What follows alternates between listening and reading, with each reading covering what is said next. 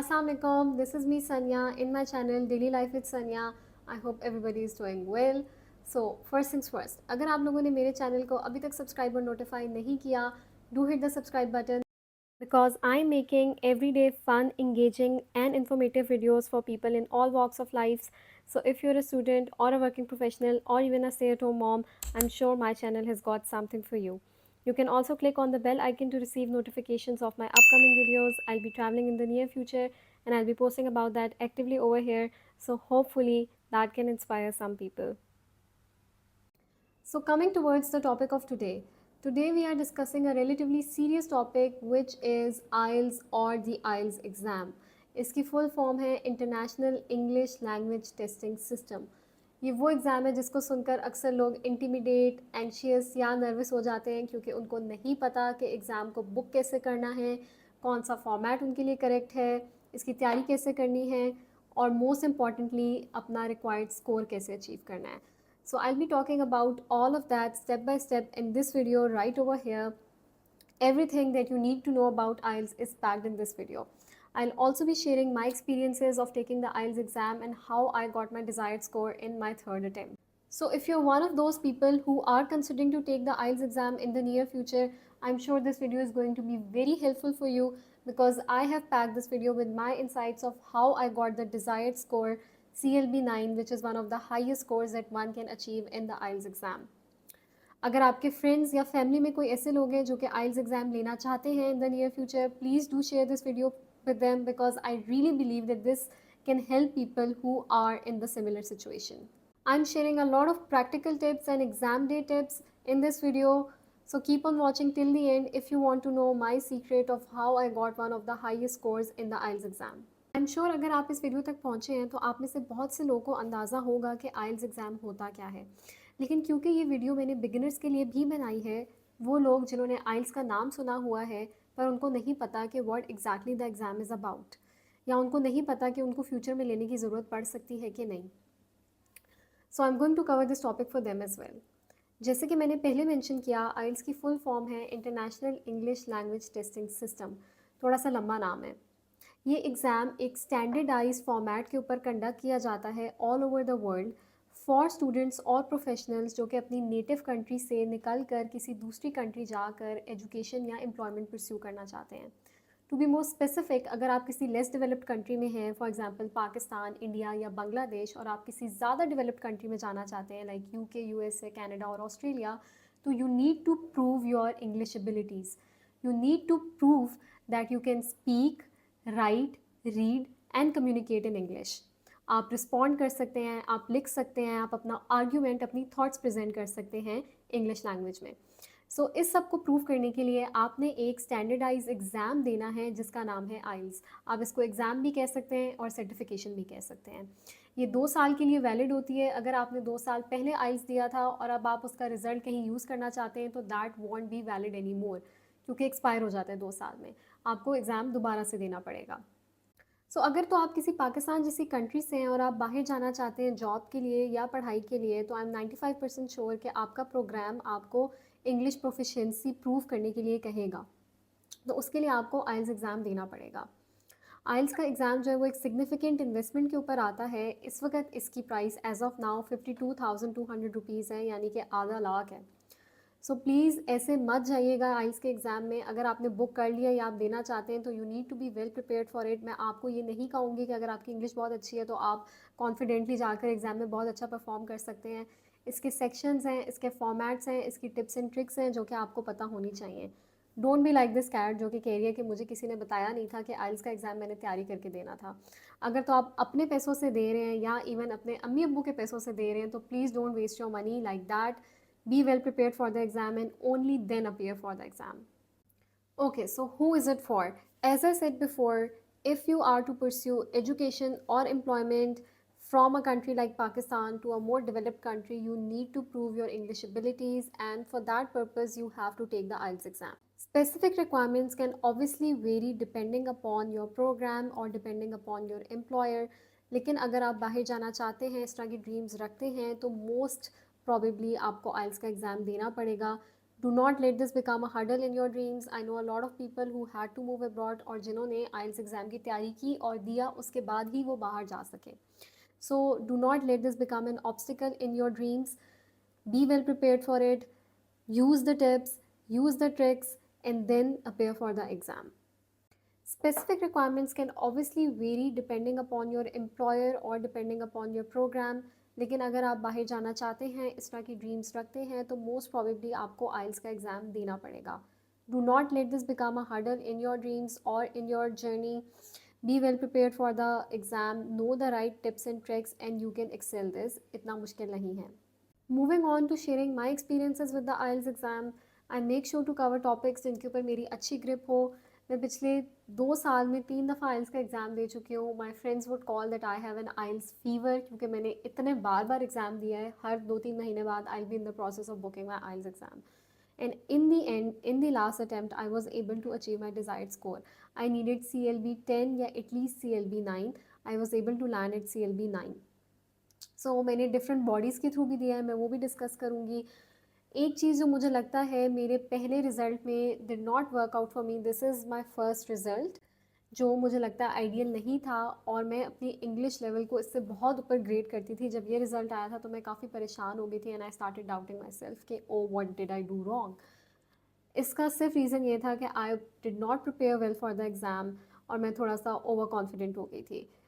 Also, exam day से पहले I was working till late night. I had not slept properly and I was just not in the right focus on the exam day.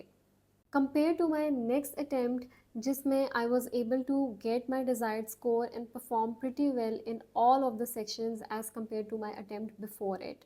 इस attempt में I was well prepared. I had taken leaves from my work to prepare for the exam and I used the right resources to land at this score. I'm going to share those resources with you. I have my own Google Drive folder जिसके ऊपर मैंने सारे resources को sort करके रखा हुआ है.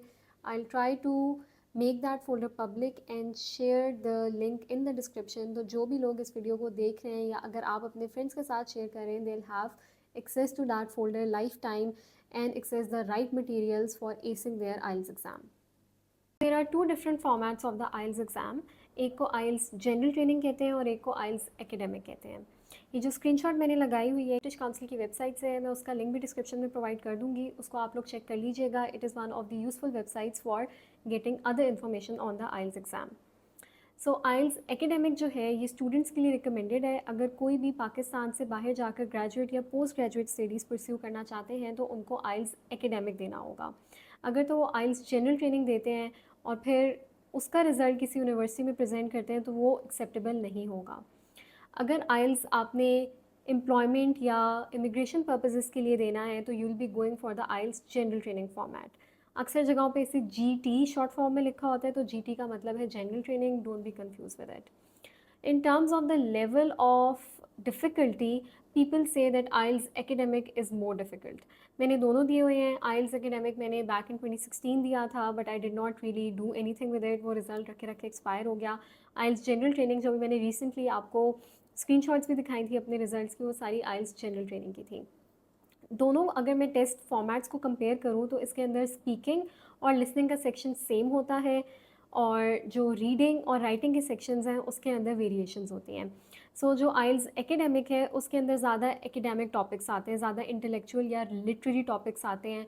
आपके पैसेजेस होते हैं जिनके ऊपर आपने लिखना होता है या जिनको इंटरप्रेट करना होता है इन योर रीडिंग मॉड्यूल. जबकि जो जनरल ट्रेनिंग फॉर्मेट है उसके अंदर ज़्यादा जनरल लाइफ टॉपिक्स आते हैं. लेकिन please don't be intimidated by the level of difficulty of the IELTS academic format, क्योंकि at the end of the day दोनों पेपर्स जो हैं वो मोस्टली सिमिलर ही हैं, सिर्फ 19-20 का फ़र्क है. अगर आपकी तैयारी अच्छी हो तो आप दोनों को अटैम्प्ट कर सकते हैं, आपको मसला नहीं होना चाहिए. The exam that I took in Lahore at British Council office did not go well for me. लेकिन इसका ये मतलब नहीं है कि इसमें ब्रिटिश काउंसिल का कोई कसूर है या इसमें लाहौर का कोई कसूर है. It was just that I was not well prepared for the exam. I was over confident and under slept. These are all the recipes for spoiling your IELTS exam or IELTS result. So please don't do this and avoid doing these things before your IELTS exam. So Islamabad के experiences के ऊपर मैं आपको थोड़ा ज़्यादा elaborate कर देती हूँ. अगेन इस्लामाबाद में मैंने बोथ ब्रिटिश काउंसिल और आईडीपी के ऑफिस में दिया हुआ है। जो मेरा लास्ट रिज़ल्ट था, जो मेरा अच्छा गया था, जिसके बाद मैं CLB 9 अचीव कर सकी थी, that was in Islamabad at IDP office. So test conditions की थोड़ी सी बात कर लेते हैं। ब्रिटिश काउंसिल का जो ऑफिस है, it is located in Chak Shahzad Islamabad, और आईडीपी का office it is located in ISC tower, Islamabad stock exchange tower, right next to the Ufone tower. उसके ग्राउंड फ्लोर पे ऑफिस है। So let's talk about the differences in the exam day facilities और the test centre facilities. IDP Islamabad, मुझे थोड़े से उसके अंदर defects या लूज़ एंड्स फील हुए थे उनकी टेस्ट इन्वायरमेंट में, जबकि ब्रिटिश काउंसिल इस्लामाबाद की इन्वायरमेंट मुझे बहुत स्ट्रीमलाइन लगी थी। मुझे ऐसा लगा कि वहाँ पे ज़्यादा प्रोटोकॉल्स और प्रोसेसेस वो लोग फॉलो कर रहे थे। To give you an example, IDP में जब मैं टेस्ट दे रही थी and I was going through the listening section, जिसके अंदर हेडफोन्स दिए जाते हैं और रिकॉर्डिंग प्ले हो रही होती है, आप पैसेज को देखकर आंसर कर रहे होते हैं अपनी स्क्रीन पर, if you are taking the computer based exam. मैंने हेडफोन्स लगाए हुए थे और मैंने वॉल्यूम को हाईएस्ट सेलेक्ट किया हुआ था। इवन देन मुझे आसपास की डिस्ट्रैक्शन सुनाई दे रही थी। दूसरे कैंडिडेट्स ने जो अपना वॉल्यूम ऑन किया हुआ था, उनकी आवाज़ भी मेरे कानों में गिरी थी, which I found really distracting, and this thing started playing in my head कि मैं सही से सुन नहीं सकूँगी अपनी रिकॉर्डिंग को। So this was a significant difference that I noticed in IDP and British Council test day facilities. British Council की equipment मेरे ख्याल से बेहतर थी, क्योंकि वहाँ पे भी मैं सेम टेस्ट जब दे रही थी, मुझे आसपास की कोई आवाज़ें सुनाई नहीं दे रही थी। प्रॉबेबली उन्होंने नॉइस कैंसिलिंग हेडफोन्स लगाए हुए थे, सो इक्विपमेंट डेफिनेटली उनकी बेहतर थी। IDP जो था वो थोड़ा सा स्ट्रिक्ट था प्रोटोकॉल्स के बारे में। For example, on the test day I was wearing jewellery, जो कि मैंने रेगुलरली भी पहनी होती है, like my rings and my necklace. When I got into the test centre, they asked me to remove all of my jewellery, जो कि मुझे लगा थोड़ा सा अननेसेसरी था। लाइक वॉचेस तो हर कोई मना करता है कि आपने इलेक्ट्रॉनिक वॉचेस ना पहनी हुई हो, विच मेक सेंस, क्योंकि इलेक्ट्रॉनिक वॉचेस से चीटिंग का चांस होता है। लेकिन I mean the rings and the necklaces, इससे कोई भी क्या ही चीटिंग कर सकता है। लेकिन उनका प्रोटोकॉल था, I had to respect that. लेकिन ब्रिटिश काउंसिल की ऑफिस में या उनके टेस्ट सेंटर में मैंने इस तरह की कोई चीज़ एक्सपीरियंस नहीं की। Nowadays there are two different formats of taking the IELTS exam, एक कंप्यूटर बेस्ड है और एक पेपर बेस्ड है। जब मैंने 2016 में IELTS एकेडमिक दिया था, उस वक्त होता ही सिर्फ पेपर बेस्ड एग्ज़ाम था। आपको एग्ज़ाम शीट दी जाती थी और एक आंसर शीट दी जाती थी, जिसके ऊपर आप मार्कर से जिस तरह MCQs को फिल करके सॉल्व कर रहे होते हैं, उस तरीके से एग्ज़ाम को अटैम्प्ट करते थे। But with the advancement of technology, now we have the computer based exam as well. A lot of people also ask this question कि हमें कौन सा एग्ज़ाम देना चाहिए, किसके अंदर मार्क्स बेहतर आते हैं। तो मार्क्स का इससे कोई लेना देना नहीं है कि आप कंप्यूटर बेस दे रहे हैं या पेपर बेस दे रहे हैं। ये अगेन आपकी तैयारी के ऊपर डिपेंड करता है और आपके कंफर्ट के ऊपर डिपेंड करता है। Like in my every day I use computer more, I use laptop more to perform my every day task. तो मेरी टाइपिंग स्पीड जो है वो डेफिनेटली फास्टर है मेरी राइटिंग स्पीड से।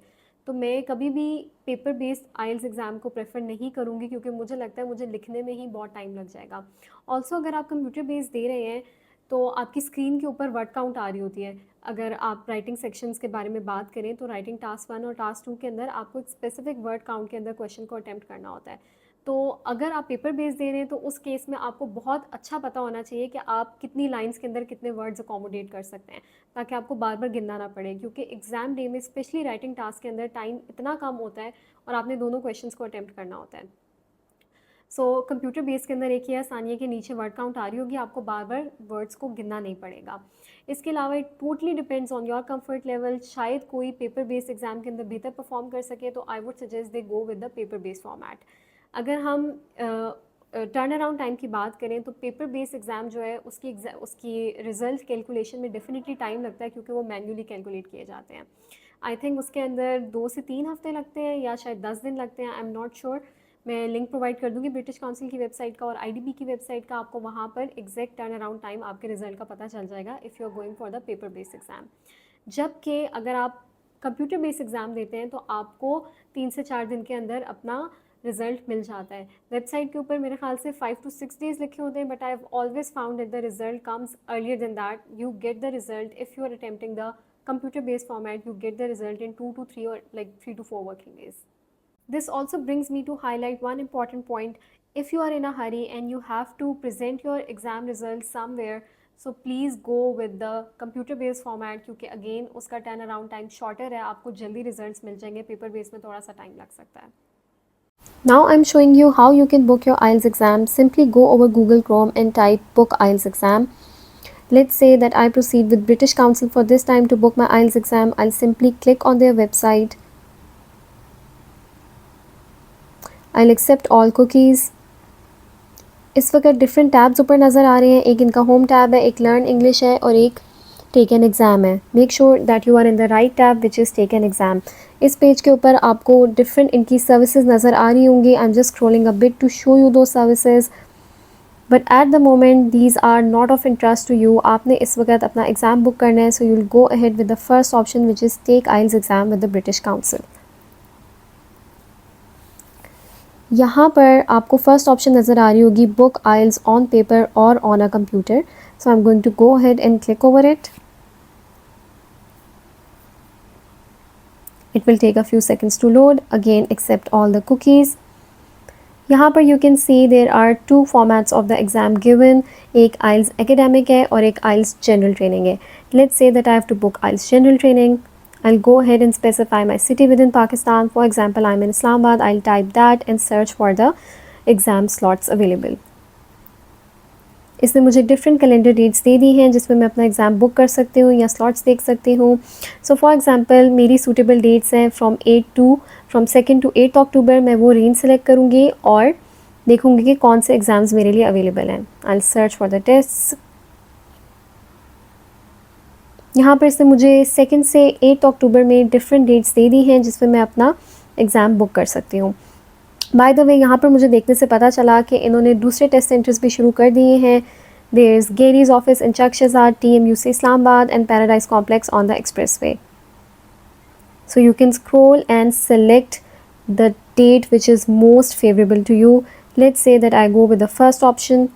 यहाँ पर स्पीकिंग टेस्ट मैं अपना चेंज भी कर सकती हूँ. उसके स्लॉट्स वेरिएबल अवेलेबल हैं और मैं देख सकती हूँ कि कौन सा स्लॉट मुझे सबसे ज़्यादा सूटेबल है. So you can see that there are different time ranges given for my speaking test. Please select the one that suits you the most. Also note कि मेरा बाकी sections का जो एग्ज़ाम है वो 2nd अक्टूबर पे आ रहा है और स्पीकिंग का जो एग्ज़ाम है वो एक डिफरेंट डेट यानी 1st अक्टूबर पर आ रहा है.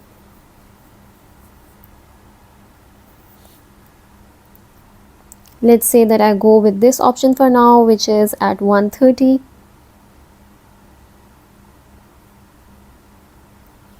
I'll go ahead and book it. Book करने के बाद ये मुझे इस पेज के ऊपर रीडायरेक्ट कर देता है जहाँ पे मैंने अपनी अकाउंट डिटेल्स फिल करनी है. अगर आपने अकाउंट नहीं बनाया हुआ तो आपको अपनी पर्सनल डिटेल्स प्रोवाइड करके अकाउंट क्रिएट करना पड़ेगा. क्योंकि मैंने अकाउंट ऑलरेडी बनाया हुआ है तो I just go ahead and log in to my previous account. Once you have logged into your profile, it will ask you to verify the details of your written and speaking test. उसको एक दफ़ा दोबारा देख लेंगे आपसे कोई mistake ना हुई हो और आपने ठीक डेट्स के लिए सेलेक्ट किया हो. Agree to their terms and conditions and then proceed to book and pay now. I'll just click over it. It will take a few seconds to load and then you are redirected to the payment page. यहाँ पर अपने credit या debit card की details enter करें. मेरा कोई इरादा नहीं है दोबारा आइल्स देने का, so I'll just leave it here. You can go ahead and book it like this. Now I'm going to directly mention the name of some useful resources जहाँ से मैंने आइल्स की तैयारी की है और जहाँ से आप लोग भी आइल्स की तैयारी कर सकते हैं. So in this era of technology and laptops with everybody having access to a lot of information, it is very difficult to figure out which is the right resource to prepare for your IELTS exam. So 3-4 नाम मैं लूँगी, आप इनको लिख लें या अपने पास note कर लें जो कि बहुत फेमस हैं और बहुत ऑथेंटिक रिसोर्सेज हैं अगर आप आइल्स की तैयारी करना चाहते हैं. Number 1 are Cambridge books. Cambridge ने अपनी बुक्स इशू की हुई हैं बोथ आइल्स एकेडमिक और आइल्स जनरल ट्रेनिंग के लिए, जहाँ पर उन्होंने सारे एग्ज़ाम सेक्शंस यानी कि reading, listening, speaking and writing इसके डिफरेंट प्रैक्टिस टेस्ट आपको प्रोवाइड किए हुए हैं. आप इनसे तैयारी कर सकते हैं. When I got my good IELTS result, उससे पहले मैंने कैम्ब्रिज की बुक्स खोलकर हर सेक्शन की रिपीटेड प्रैक्टिस की थी. मैंने एक गूगल ड्राइव का फ़ोल्डर ऑर्गेनाइज़ करके बनाया हुआ है जहाँ पे मैंने सारी कैम्ब्रिज की बुक्स एक जगह पे कंपाइल की हुई हैं. आपको उसका एक्सेस डिस्क्रिप्शन में मिल जाएगा. I try to make it public ताकि जो भी लोग वीडियो देख रहे हैं या आप जिन लोगों के साथ भी वीडियो शेयर कर रहे हैं उनको उसका एक्सेस मिल जाए. If you are someone who can not prepare through online books, तो कैम्ब्रिज की बुक्स बहुत आसानी से किसी भी ओल्ड बुक सेंटर पे आपको मिल जाएंगी। लेकिन मैं तो सजेस्ट करूँगी इतना आपको खर्च पैसे करने की क्या ज़रूरत है, आप ऑलरेडी आइल्स के ऊपर इतनी ज़्यादा इन्वेस्टमेंट कर रहे हैं, तो आप ऑनलाइन मटेरियल को एक्सेस करें, it's free and it's available for everyone. The third most useful resource that I found is a Pakistani Lahore based teacher. His name is Asad Yaqub. ये इन पर्सन क्लासेस भी conduct करते हैं और इनका YouTube channel भी है। मेरे पास in person classes की एज सच डिटेल नहीं है because I never contacted him for those classes. मैंने इनकी यूट्यूब वीडियोज़ ही देखी थी। A lot of people regard him as one of the most authentic resources for the preparation of IELTS, especially if you are Pakistan based. तो आपको शायद ज़्यादा appeal मिले उनकी वीडियोस से क्योंकि वो हमारी जैसी लैंग्वेज में बात करते हैं और ज़्यादा टिप्स एंड ट्रिक्स आपको शायद समझ आ सके। Another useful tip that I forgot to mention in the previous part is for your exam preparation, and that is ChatGPT. ChatGPT, I'm sure आप सबको पता है, it's a free AI tool available over the internet, available for everybody. So it can really help you for your IELTS preparation, especially for your writing and your speaking parts.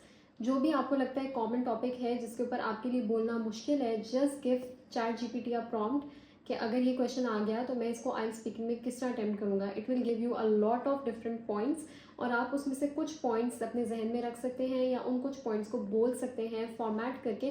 रट्टा लगाने के लिए मैं आपसे नहीं कह रही, लेकिन आपको आइडिया हो जाएगा, स्पेशली स्पीकिंग और राइटिंग में। राइटिंग में तो डायरेक्टली आप उन्हीं लफ्ज़ों को थोड़ा बहुत चेंज करके यूज़ कर सकते हैं, बट सी इसमें कोई शर्म की बात नहीं है। These are free resources available over the internet और ये हम लोग के लिए ही बनाए गए हैं, so make use of them. Okay, so coming to useful tips for the exam day itself. Exam day के लिए बहुत ज़रूरी है कि you are in the right frame of mind to attempt the exam.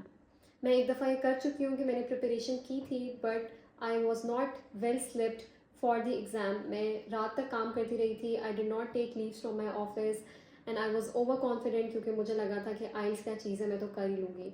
Guys don't do that, that is the wrong approach for your IELTS exam.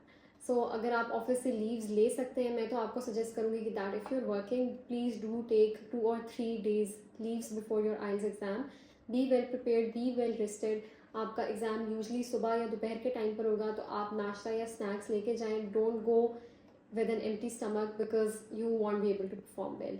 ये बहुत high pressure test होता है। आपकी इंग्लिश एबिलिटीज़ एक जगह, आपकी टाइम मैनेजमेंट को भी टेस्ट किया जा रहा होता है क्योंकि हर सेक्शन का एक स्पेसिफिक टाइम होता है, स्पेशली लिसनिंग और रीडिंग में, इवन राइटिंग में भी। आपको ऐसा लगता है कि टाइम निकल रहा है और आपसे कैच नहीं हो रहा, और अगर आपसे एक क्वेश्चन उससे पहले वाला गलत हो गया तो आप आगे क्वेश्चंस भी उसी जहनीत के साथ फिर ख़राब करते रहते हैं और आपका पूरा एग्ज़ाम ख़राब हो जाता है। This has happen to a lot of people and when I say this, trust me, a lot of my friends have gone through this. So don't do that. Be well prepared, be in the right frame of mind, and be confident in your preparation. This can only happen if you are well prepared for IELTS. Preparation करें और exam day से पहले सही confidence के साथ और preparation के साथ राइट फ्रेम ऑफ माइंड में जाके एग्ज़ाम को अटेम्प्ट करें। This was all from me on IELTS. I hope you found this video helpful. If you did, don't forget to give this a thumbs up and share it with your friends who may also be interested in similar topics. Lastly, don't forget to notify and subscribe to my channel. I'll see you all in the next video. I'm planning tons of interesting content for all of you, so stay tuned. Bye bye for now.